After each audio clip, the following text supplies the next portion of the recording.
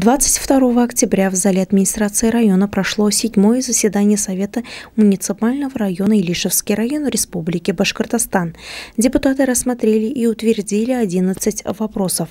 Среди них об утверждении положения о муниципальном земельном и жилищном контроле, о взаимодействии администрации с администрациями сельских поселений по вопросам управления муниципальным имуществом, о безвозмездной передаче проектно-сметной документации объекта газоснабжения «Газпром газораспределение Уфа», об изменении решения Совета внесения дополнений в прогнозный план приватизации муниципального имущества на текущий год.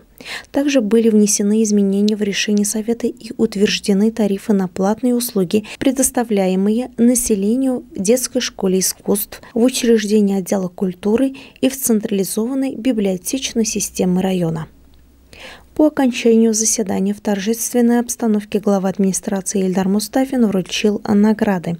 Медалью материнской славы награждены многодетные мамы Эльвира Жукова и Альмира Изатова, проживающие в селе Верхнеаркеево. Каждая из них воспитывает 5 детей.